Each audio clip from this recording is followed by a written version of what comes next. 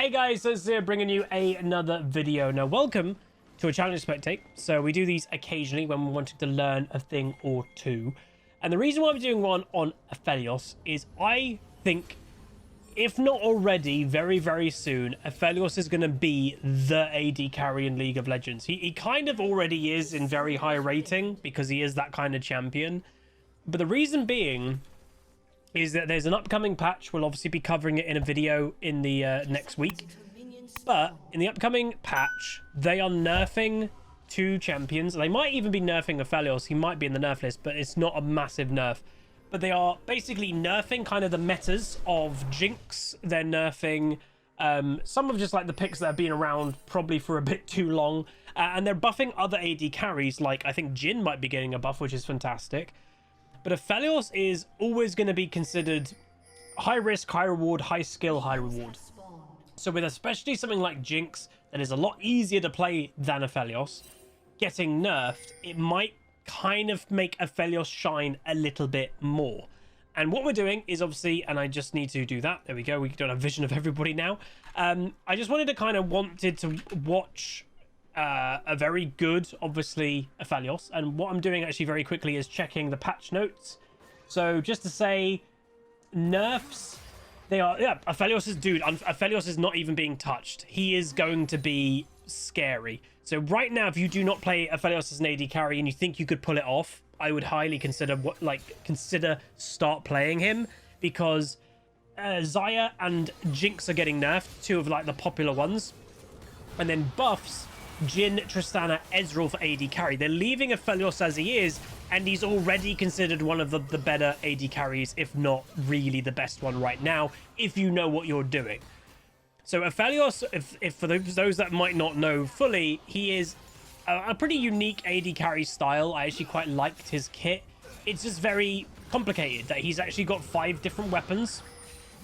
And in essence, Aphelios is pretty much every single AD carry kind of in one champion, depending what's happening at the right time. So really nice timing by Janna to go for that nice flash. Actually predicts Pyke was going to flash too.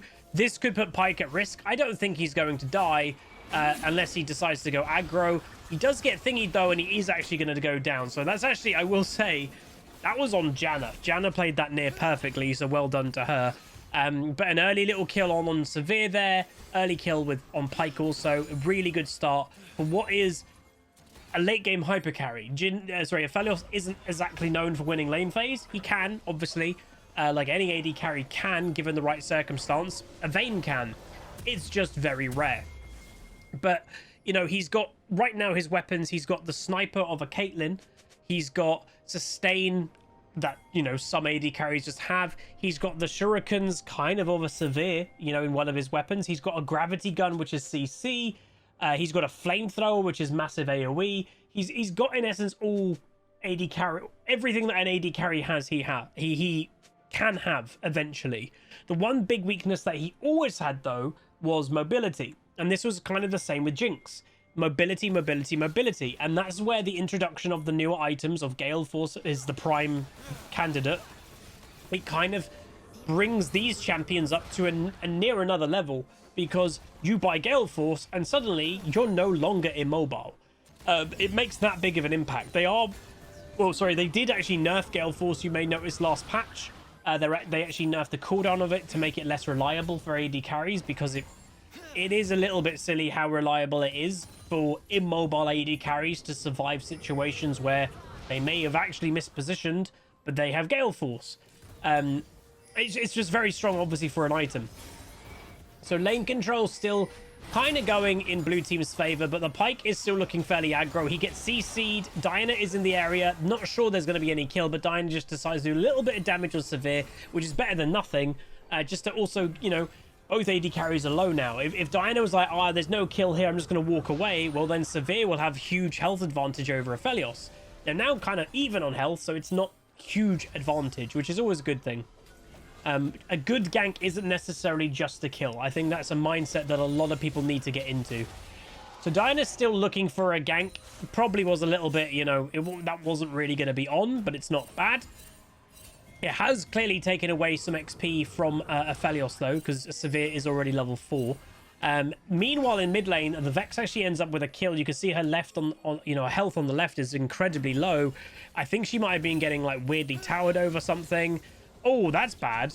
So Diana actually continues going aggro. Let's just see that again. So she gets hooked. She's getting attacked. She decides, oh, I've hit the Q. I'm going to flash for it. And that's it. She doesn't have enough damage. Flash, ignite, and does go down. Like, she did get both pike sums. She got Sivir, flash. So it's a lot of sums, but you are giving a Sivir a kill where you've been generally denying her so far this game. It's a little bit annoying for the blue team bot lane. Trust me, they'll feel a bit annoyed by that. But at least it wasn't just completely for free. It will still maintain probably complete lane pressure for an Aphelios, which again, you do not want to give complete lane control over to Aphelios. He's now got the shuriken item, kind of the boomerang item like Sivir, which also can give him turrets. And because he's got the flamethrower, which you can see the symbol there on the right of his health, he's got the turret combined with the flamethrower. When he puts a turret down, it'll actually be doing flamethrower attacks. That's kind of what Aphelios is all about. It's combining the two weapons that he's got in the best way possible, even for your ultimate. And that's where I think the difficulty level of the champion comes in. It's not that mechanically he's the hardest champion to play. It's more the decision making behind what weapons do I want to try and go in this fight with. Of if you can manage your weapons really well and you know a team fight's going to happen in a minute, you know a team fight's going to happen in 2 minutes. Can you get to that team fight with the right combo of weapons that would be best for that situation? Because in some fights, the pure AoE of having the flamethrower will obviously be amazing. But in some fights, if your team is lacking CC, maybe the grav gun would be the best one. It's situational, and that is a big part of the skill of Aphelios that I think some people do definitely lack. And obviously, we're watching a high-rating challenger player here. They will probably have that skill.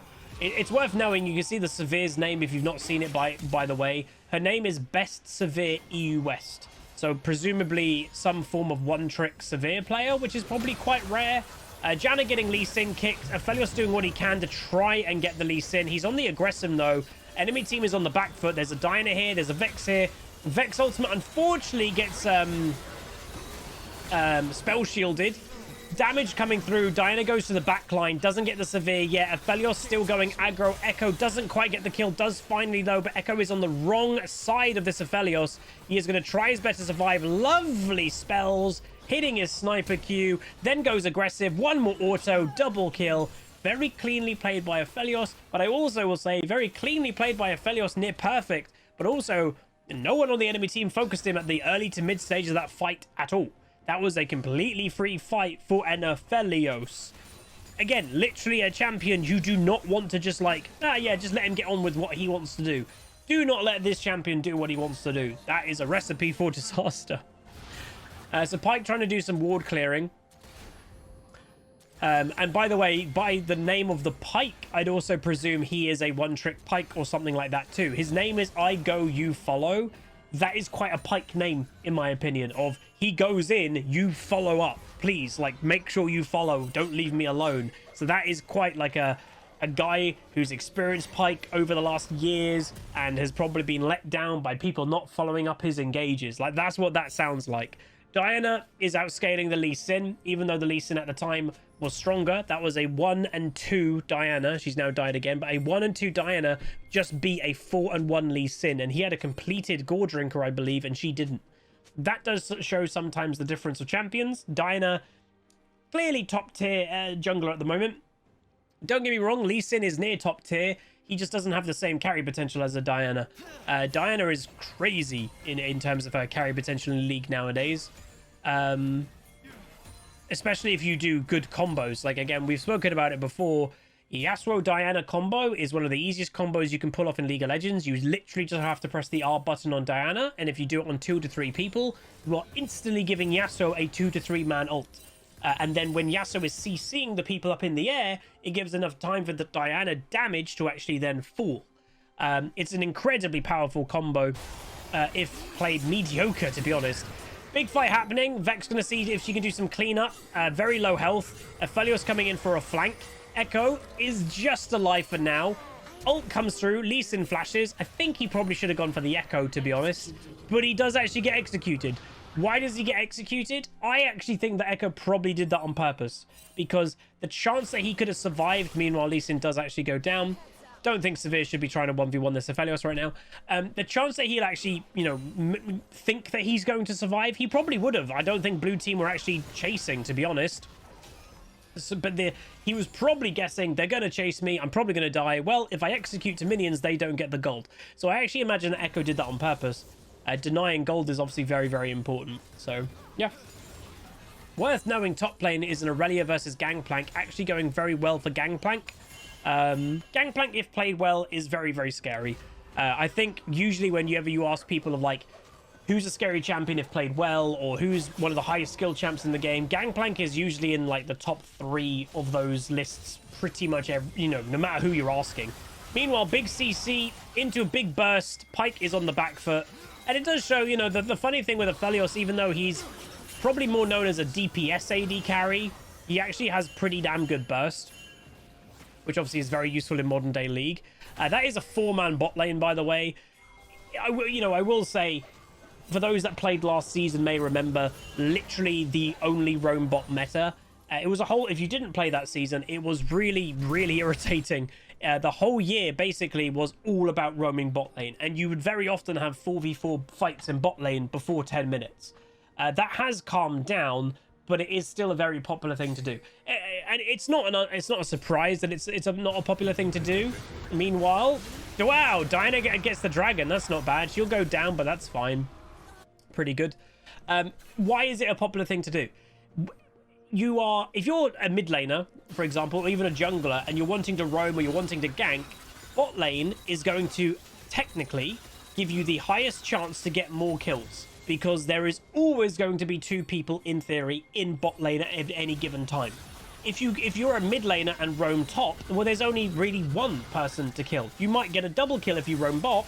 Meanwhile, Lee Sin here again, and again, that doesn't just go for mid lane roamers, that goes for junglers as well. You are literally increasing your chance, and here's literally both of these bot lane again. Aphelios gets 1 kill. He's on the back foot, but he's going to do what he can. He's got the lifesteal weapon. He's lifestealing as much as he can. He's ignited. He will go down. But there's only so much you can do. The enemy has been 3 to 4 man bot laning now quite a lot this game already. And the Aphelios is doing well. He's 5-1. That was his first death. He killed the Lee Sin in that whole situation. So it does show, try to make what you can with these situations. If you can get, every time that you bring 4 people here, I'm at least going to get 1 kill. You're going to kill me, I'm going to kill one of you, I trade. Mentally, that's a trade, and that can keep you in the game as an AD carry quite easily. So he has got Gale Force complete. He had Gale Force, obviously, for that fight, I believe. I think a lot of Aphelios go Collector second. He just has that insane snipe potential. You know, insane snipe potential with his sniper weapon, obviously. His ultimate can even proc Collector. It's just a not bad item on him. You know, a lot of people might think, oh, he's a crit AD carry, don't go Collector lethality item, but it's not bad. It gives him a lot more kill potential earlier into the game than he normally would have. And I have seen, I'm sure we all have, an Aphelios with a fairly clean combo one-shotting people, you know, with it always seems to be including the sniper weapon and the shuriken weapon, the combo he's actually got right now. This seems to be the very big one-shot combo of throwing a snipe out there that throws the shuriken into the auto attack, then can proc the Collector, and it just gets a kill. Gale Force going aggro, got the grav gun, trying to wait out, literally did wait out the spell shield, goes aggressive, gets the kill, and there we go. So very nice play there. Sivir, obviously, you know, worth knowing if you've got a heavy roam support like Pyke. We saw Pyke was mid lane. If you didn't, he was mid lane momentarily, and that's when you saw the timing of Aphelios going in. If you're a roaming support, a lot of the time you're just leaving your AD carry to die if people know what they're doing, and that's what this Aphelios is. He knows what he's doing. Oh, Pyke's mid again. Okay, Sivir, you're dead. Don't give people time to recover. Now, one thing I will say, I've dabbled obviously in Sivir. We did a video on it recently myself. To see her build, and obviously her name is Best Sivir EU West, it's probably a challenger level Sivir. I am a little bit confused by Gale Force. I don't know if she's building Gale Force more for the utility of movement rather than actually it being good on Sivir, because it does seem the way to play Sivir in modern day League of Legends is not standard AD carry. Like, it looks like she's buying an Essence Reaver next. Most of the time when you want to play Sivir, you're playing kind of lethality, kind of like, weirdly, in my opinion, a better version of the modern day Xayah. I think Sivir is better than the Xayah in that way. Sivir is just not that popular for some reason, which does happen. Some people over the years have asked me, why do champions not get buffs or nerfs and they suddenly become the most OP thing in the meta? Because there are so many picks that are like strong that people just don't really think about or know about. Oh, very close, doesn't get the kill, does get a proc, misses the Q, does the pike, and did use flash for it too. And now you're even seeing a mass grouping situation happening quite still early in the game. Gale forced to miss into the grav gun. Aurelia gets 1 kill into the CC. Very nice. Pike gets 1 recovery kill on Aurelia. Diana looking what she can to the thingy. Lee Sin, again, unfortunately for Lee, even though I love the champion, he's been outscaled by this Aphelios by now. Like, that's just the reality of it. If you don't one-shot him, he's going to murder you. And that kind of just what happened. Lee Sin also, unfortunately, just did fail the flash. He might have just survived if he got over that wall, but he does go down too. Now, obviously, why has all this happened?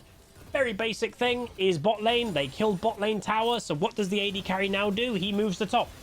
AD carries are, in the nicest way possible, the gold goblins of League of Legends. They are after gold more than anything else. So when they if they have advantage early and they kill their bot lane tower, the opponent's bot lane tower, they will move to a different lane. They will take your lane from you very early into the game to take that tower. That is what an AD carry is all about.